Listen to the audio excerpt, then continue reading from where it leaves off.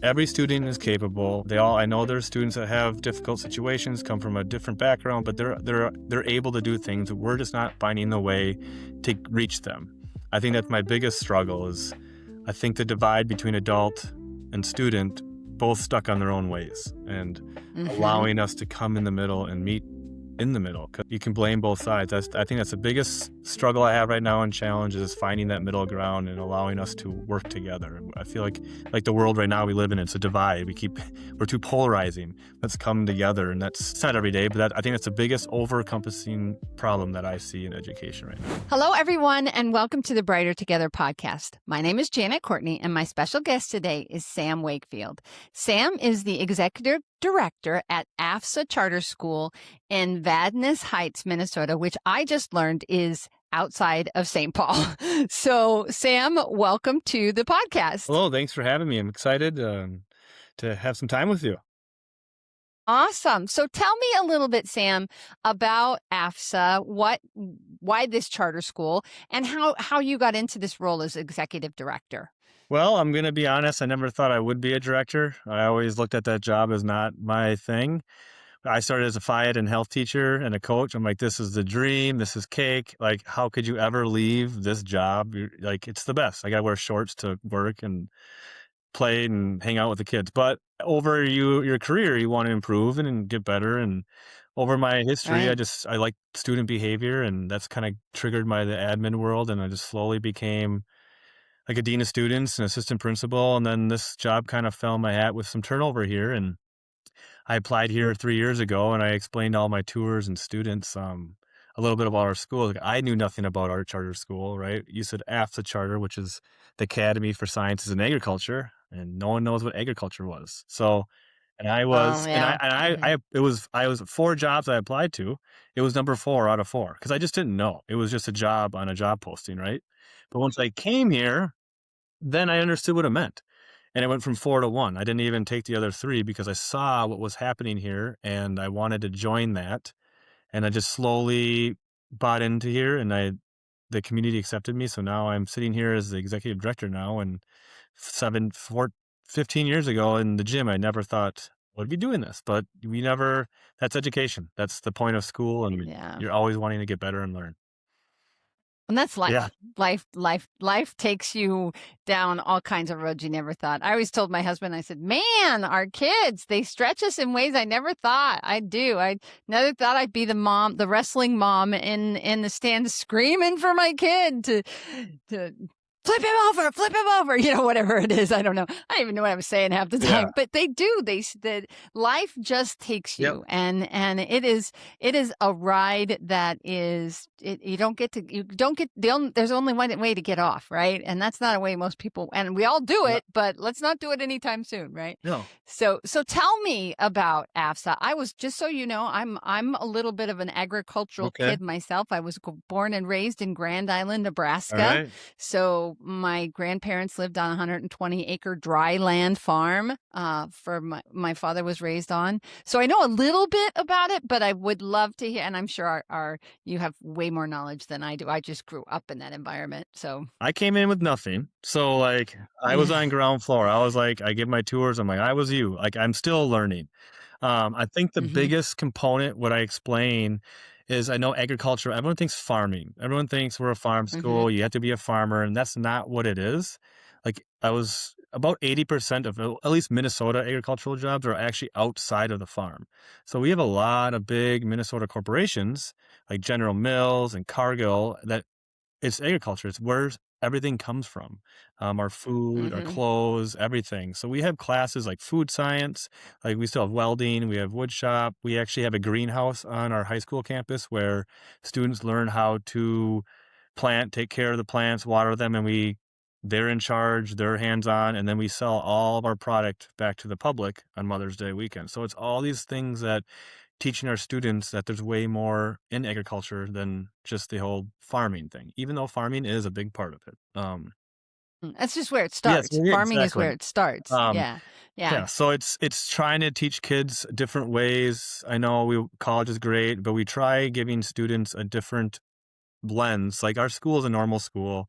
You can get your diploma. You can come here and know nothing about it, want nothing to do with it, just want my high school diploma, and that's fine.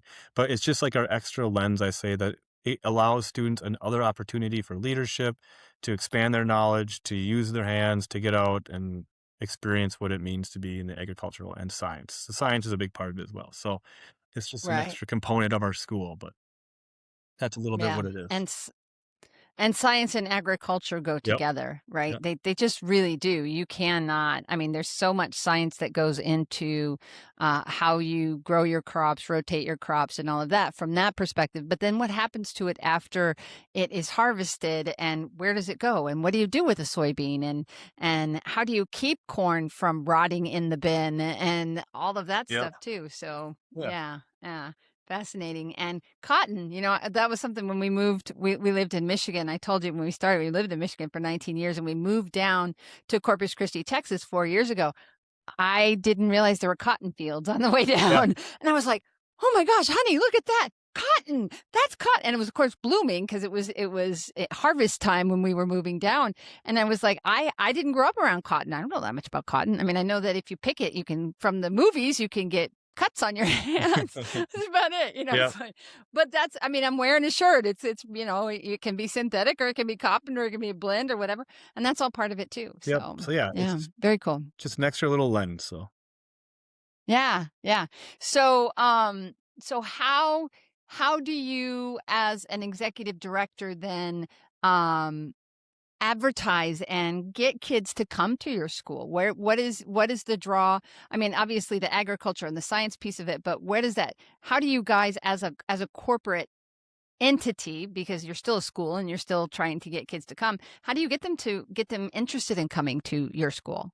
well, that's a really actually good question because you should take the agricultural and science out because that's not why students are coming here. I Okay. give tours. I said before, and like I talk to families. We're always, doing the Google ads and having events. But when I speak to them, I'm like 95% of the kids that come here don't know what it means or why they're coming. They're not coming for our name.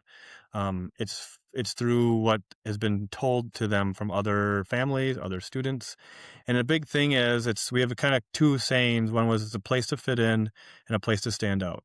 So we're a small community. Every teacher knows everyone. We have about between 370 and 450 students, depending on the year and stuff like that. But like it's the impact we have on students. That's the number one goal. Agricultural and science, great, getting math and all that, but it's we individualize to make sure that each student is successful and we pave a Mm, path for them based on what they need. We have a very unique student body. I have students that love the ag world and go headfirst into that. We have students that want to be athletes or doctors or lawyers. We have kids that want to go to college, some that want to go welding in the trades. And we have some kids that don't know or come to us that need a fresh start. So like it's allowing us to adapt to every student. That's what brings students here. A lot of them were said, "Come here." They've did a huge impact on my student. We have some. It's a small class size. It allows students to be themselves, and uh, awesome. yeah, this the place to fit in and stand out was our motto that we always live by. So Yeah. So what age do you start? What grade do you start in, and do you go all the way through high school? we're the whole bang. We have pre-K we added last year all the way to 12th grade. So that we Awesome. kind of grew backwards. I wasn't here through the growth. We've been here for 24 years. The Hmm. previous director was here for 23, so I'm the next. I'm learning from the smartest one of them all because she has all the knowledge. But we were a ninth, 10th grade. And we kind of slowly grew backwards and then to what we are now. So Yeah, it's interesting. Schools, charter schools, I've seen that as I've done. I think you're like number 184 of these podcasts that I've done. I've talked to little schools, big schools, public schools, charter schools, yep, private schools. I've talked to them all. But one of the things about charter schools that I have seen is they either start somewhere kindergarten and up, or they start high school. And then if they go backwards with the kids, or as the kids get advanced, they get, okay, well, now our kids are going to be third graders and yep, fourth graders and 10th graders and et cetera, et cetera. And that's how they grow. So, yeah. um, I think the Yeah, original that's intent interesting. was just to be a high school. That was its original, like, philosophy.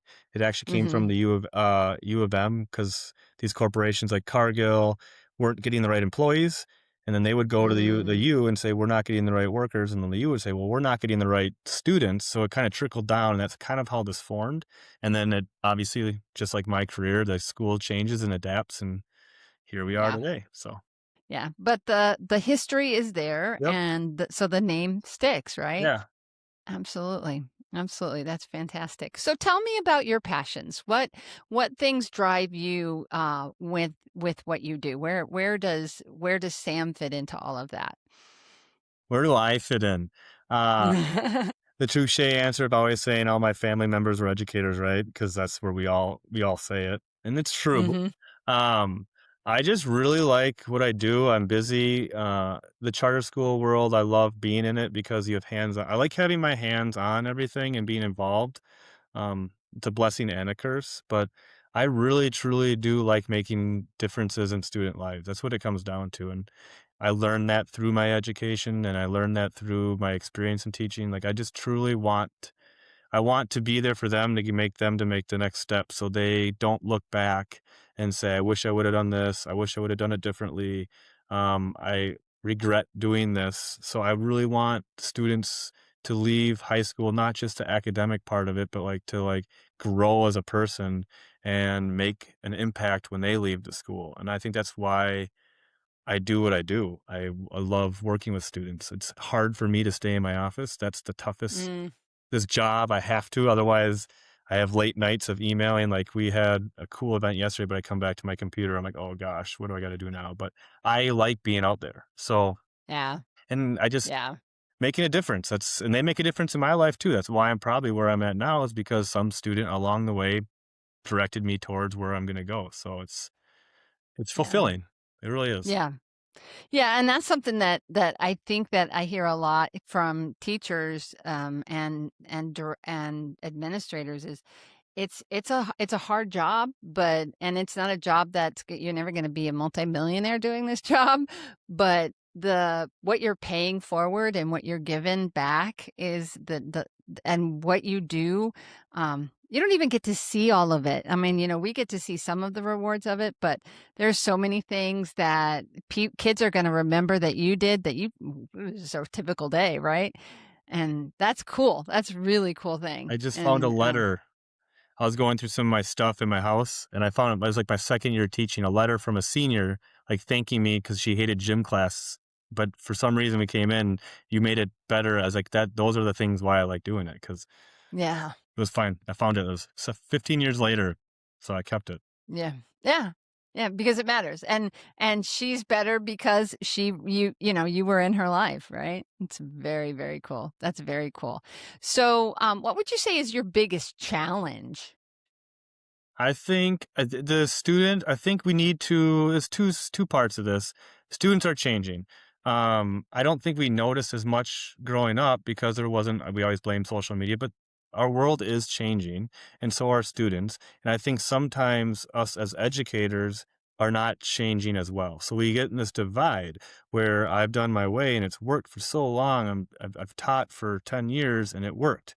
Well, we're seeing a shift, and I think if we keep doing the same thing over and over again and it's not working, it's insanity, right? So I Right? think that's the biggest struggle I see. Every student is capable. I know there's students that have difficult situations, come from a different background, but they're able to do things. We're just not finding the way to reach them. I think that's my biggest struggle is I think the divide between adult and student both stuck on their own ways and Mhm. allowing us to come in the middle and meet in the middle because you can blame both sides. I think that's the biggest struggle I have right now and challenge is finding that middle ground and allowing us to work together. I feel like the world right now we live in, it's a divide. We're too polarizing. Let's come together, and it's not every day, but I think that's the biggest over-encompassing problem that I see in education right now. So One thing I often hear from school leaders is, I just want a partner who puts students first.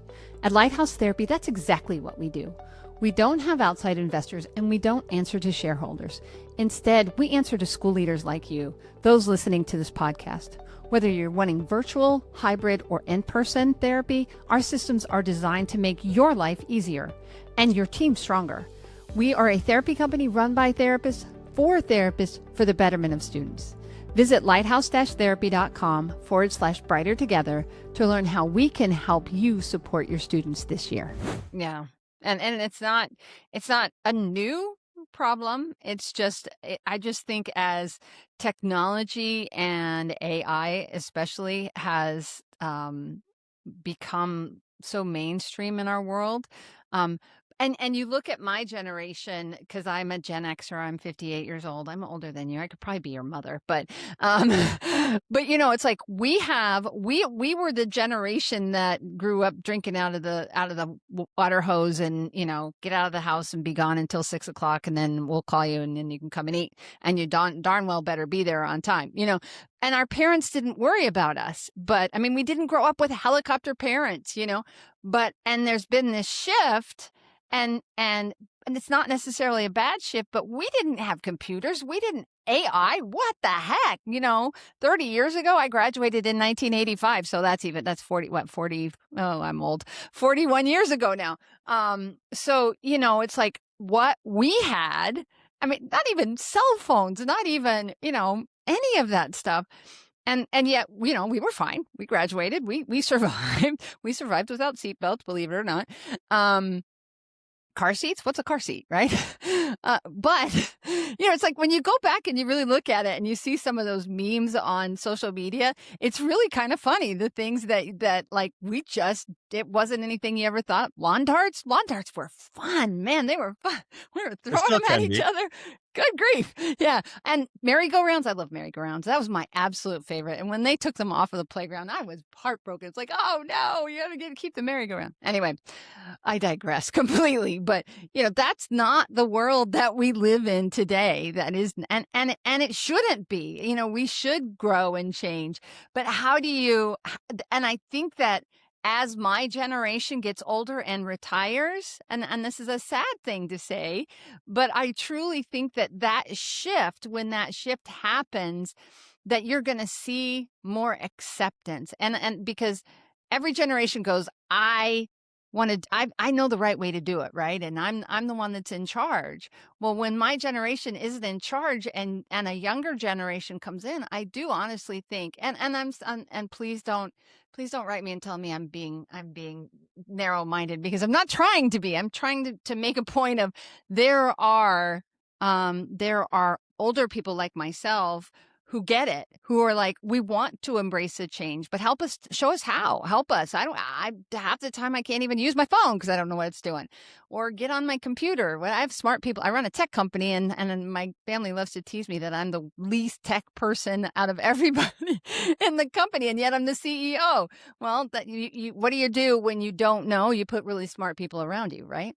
Yeah, it's the open-mindedness. It's okay to be wrong. It's okay to adjust and to learn something new. And that when I went through my schooling, when I learned I wanted to be an administrator, I went through and got your master's and your specialties, and their big thing was your mission statement, right? And I always thought that was goofy, but it's so there's some around it and knowing your mission. And I always thought the best leaders create leaders around them, because once you get Mm-hmm. soloed and you think you can do it all yourselves, and I've failed miserably, fell on my face because I thought I got this. I don't want to burden anyone. I will do it, and then I fail, and I learn trust the people around you, and it's okay to be vulnerable, and you don't know everything. So just work Mm-hmm. together. If we could all do Yeah. that, we would have no issues, but that was not. Wow, yeah, right? If people would just communicate with each Yeah. other and listen, yeah, I told and try something new. my dean of students, like, "Why won't they just listen to me, or can't the parents agree with me?" I'm like, "If all the parents agreed with you and the students listened to you, you would be out of a job. So Yeah, let's not go down that true. road." So, Yeah, yeah. And that's something I think when you are in a smaller school like you are, how do you work with parents? What is your philosophy when it comes to working with parents? uh, it's you always gotta communicate with them. It gets a little more difficult because they know, like, everyone, right? And they know all the teachers, and there's personalities, and I think the biggest thing is understanding and listening, like you said, in your line of work. Listening is key. I will I want to listen to my parents. I want to listen to my community, and hear what they have to say, and then work together to a common goal. So I think it's hard to do. Even if Mhm. it's, you're in the right, or you did this correctly, you still have to take time to listen because it's their child, right? They're Yeah, taking care of that person and they make the decisions. We are just here to help guide them. They're driving. We're the lines in the road and they're the car. So right. don't yell at the driver. But it's just finding I common love that. ground, and it's okay to have a disagreement. Like, I'll have parents in my office, I'm like, "It's okay to be mad, it's okay, let's just work together and just be honest." There's gonna be ups and downs, and that's just being communicate often, right? Um, Yeah. Yeah, one of the things we did a whole series before I started the podcast. We did a whole series on conflict resolution and how to deal with conflict resolution.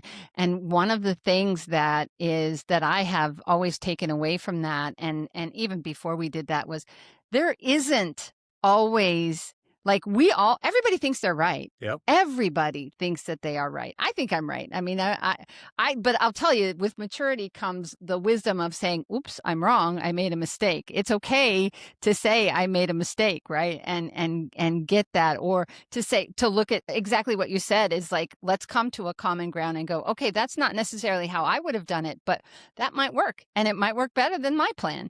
But finding that middle place, and we talk about, I try to stay very, very out of the political arena yeah, because me it's too. just we're so divided in this country anyways, but there's, on both sides, I've said this a million times on the show, I swear I have. Either side wants their kids to get a good education. Either side, both sides love their children. Both sides want what's best for their children. That's why we're all fighting so hard to get what's best. Now, what I think is best and what you think is best is different, but that doesn't mean that it's wrong. It's just we have to figure out what that middle ground is so that we can go forward instead of just sitting here and back and forth, right? I've said the same thing I'm like, "We are all in educators. We all are here for a purpose. It's not an Mhm. easy line of work. There is other jobs that you could go to with less stress. We're not here to terrorize your student. We're here together." So I really like how you stated that. It's 99% of the educators are here to make an impact. So let's just work together. And Yeah. Yeah. And that's the whole point of Brighter Together. It's like I just want to talk to the people that every single day you're out there, you're fighting for it, you're fighting for your kids, you're fighting for the students that God has put in front of you yep, to serve. And that's it. That's exactly what we do here. We fight to serve those kids because the devil doesn't want us to be successful. He doesn't. There's no. I'm a Christian. I'm not gonna. I never shy away from my faith, but nobody, the universe, if you want to say that, I don't care what you want to call it, but it's not something that is just given to you. It's not something that's given to the kids. They have to do the work. The parents have to help cooperate with the school as well, and the school has to cooperate with the kids, and the kids have to cooperate with the parents in the school. It's all three pieces of that have to come together in order for those kids to be successful. And when you do it well, you get exactly what you've got, which is a beautiful opportunity for kids to learn. And I love the fact that you said at the beginning, learn based on where they are. I'm seeing that more and more. So if you could expand on that just a little bit, like the opportunities that kids have to learn based on where they are and what their interests are, and making it kid centered. I think that is such an amazing thing. That's what IEPs are, right? But we've taken the IEP and applied it more. I think that's a yep, simplified yep. analogy, but it's kind of true. Yeah, it's um like the 504 experiences, and parents will come in and say, "I have a 504." Man, that's great. I'm going to promise you, though, you'll give us that 504 and you'll forget it exists because it's just kind of a natural thing we do at our school. We want to meet the needs of the student. But like what I mean by like meeting where students are, we have such a unique student body that when they come in, my goal is to find out what works for you, what doesn't work, what's your challenges, what's your roadblocks, like what are you here for? That's a big thing. Like, what's your goal? Let's get you there. All of our goals are different. Some just Hmm. need to get out of their senior year. They might have 65% in every single class, but that's winning, right? That winning looks Yeah. different for everyone. So I have kids that wanna go on CDE competitions and small engine stuff and go above and beyond and be an FFA member, and they wanna take advantage of every single opportunity that's given to them. But I also have students that come here is like, "I am 1 year behind. I need some hands-on help to get me to where I need to go." So it's like between that and the high achieving, we're able to meet with them and get into where they need to go. Then that's not because of me or the school. That's because of the staff. Because if you don't have, it's a lot of work. Mm. It's Mhm, tiresome. mhm. You can't have I'm going to come at work at 7:30 and leave at 3:30 every day. No work goes home. I'm not grading at home.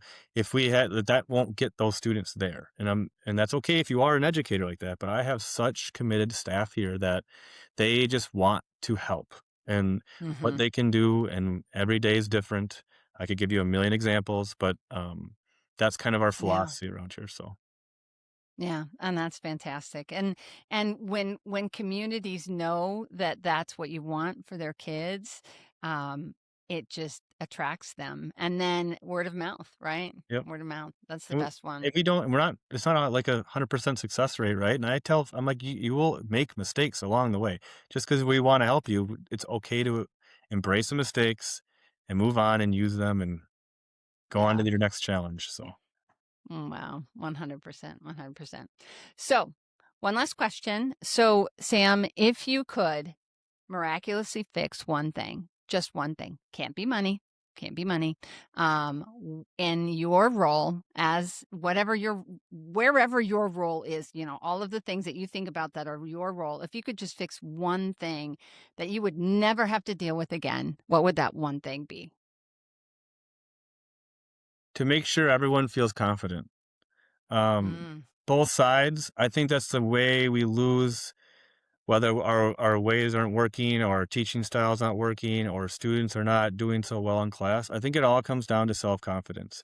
Um, they think they're not good enough, they're not teaching good enough, or they're scared to try something new. I think it all comes down to our internal self. So if I'm not confident in myself, I probably won't lead very well. If a student's not confident to go to school, well, I can tell you they might be the ones that are hiding in the bathrooms, right? So I think it would be life changing, world changing if we could just bring the confidence up and understand to be confident in yourself. Um, it won't bring perfection, but it will allow us to at least take 2 steps forward and 1 step back instead of the yeah, opposite. So yeah, yeah, that's for my sure. off the top It's of a my head. great one. So It's a great one. It's a great one. I'll tell you, I tell people, it's like, how do you start your own company? I've asked that question. How do you start your own company? How do you get to where you are, Janet?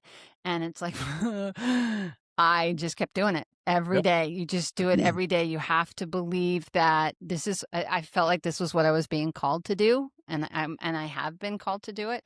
And I just every single day. Was it easy? Did I feel like every day that it's funny when you put CEO behind your name, when you put CEO, whether you're qualified, in quotes, qualified to be a CEO or not, I feel like I'm a CEO now. I really do. I feel like I have 8 years. I've gotten to the place where it's like, yeah, I get the financials. I get that. I don't always get them right, but I don't get anything always right. Nobody does. No. But you just keep. I used to tell people, fake it till you make it. You just keep doing it. You just keep believing that what you're doing has power, and there are people that are not going to believe in you, and there are people that are going to go, wow, she's. And when you have that confidence, I love it. I'm going to really age myself right now. Jean-Luc Picard was on a planet somewhere in Star Trek, and he was, whatever this planet was, he was with his medical officer, and I can't remember her name, but and it was like you could tell other people's feelings based on what they were, and someone's going to go, oh, I know exactly what episode that was or whatever. It's one of those things that stuck with me. And all of a sudden she knew how he was feeling. And she's like, which way do we go? And he's the leader, and he's on a planet. He doesn't know anything. He's like, this way. And she stops and she says, you don't really know. I can tell you don't really know. And he's like, No, I don't know. But that way looks good. So we're going that way. It's just a decision. You just make a decision and you go with it. And remember how I said if you make a mistake, you admit your mistakes and you Yes, go, oh, I screwed up. You have to, when you're a leader like that, you have to go, yeah, it was my decision. You have to own it. You have to never own your hide them. Never mistakes, hide your right? mistakes. It's no, Yeah, you no, can't do it. no. You hide your mistake, and it's all it's gonna do is grow and blow. It's gonna blow up in your face. So you might as well just go, yep, that was me. I screwed that up. That was me. I take it. And I'll tell you another thing too. And I feel like I'm on a soapbox here, but That's fine. the other thing that you always do with your staff, and I'm sure you do this, is you give them the opportunity to say, yep, I made a mistake, but you don't berate them for it. You love them through it, and you go, okay, we made a mistake. You made a mistake. We'll fix it and we'll move on. I agree. I 100% Yeah. agree. Yeah. Well, Sam, I feel like I'm preaching to the choir, You and I are. don't mean to. No, it's all resonates with me. That whole like my biggest probably what's helped me. It's weird in my leadership. My wife and I bought a small business. Now we sold it, but 6 years ago, a little sandwich shop in our downtown Hudson, and we didn't know it was Hmm. failing really. Um, so we had like 4 years of getting a failing business back up financially, and it was the biggest. Like I'm just gonna go with it and learn as I go, and that was really what helped my confidence of just because you kept failing. But if you keep doing it, then finally Hmm. 6 years we saw a little bit of profit. But then I was moving on with my job, so we had to sell it. But like that, those things I could have easily quit and just said I'm done. Hmm. I'm not. This is Yeah. over my head. This is way too many Hmm. hours. But if that's what it is, you just do it again. Yep. Wake up and Just repeat. keep doing it. So, Yeah, just keep doing it. Yeah, and that's why you're an executive director. It's obvious that that is exactly why you are where you are because the kids are going to win because of you. So Sam, it's been a blessing to have you on the show. Thank you so much for being on Brighter Together. Where do people go if they want to learn a little bit more about AFSA and about you? we have our website's afsahighschool.com. That you can find a lot of our information there. But if you look up AFSA Charter School, Instagram, Facebook, we're all on the social media side of things. But if you ever want to learn more, you can always contact me. Awesome. So, And AFSA is AFSA for those of you. I yep. mean, I know you've said the whole thing, but I wanted to, for those of you that are listening and not on the video or whatever, I just want to make sure people have that. Yep, you're So correct, AFSA, but you can probably do it about 15 different ways because we obviously as our school adapted, our names changed, our websites changed, the URLs, it all if you Google it, you will get there at some point. we'll find you. Yeah, absolutely. Absolutely. Google's amazing. Yeah, for sure. And it's become a verb. A noun that's become a verb. We Google everything. It's a thing. Yeah. You can take any noun and make it a verb. It's kind of fun. So awesome. Well, stay warm. I know that the weather is supposed to be, it's January 22nd right now, and it's supposed to be cold. So stay warm. And thank you once again for being on Brighter Together because we're brighter together. Thank you so much for having me. Absolutely.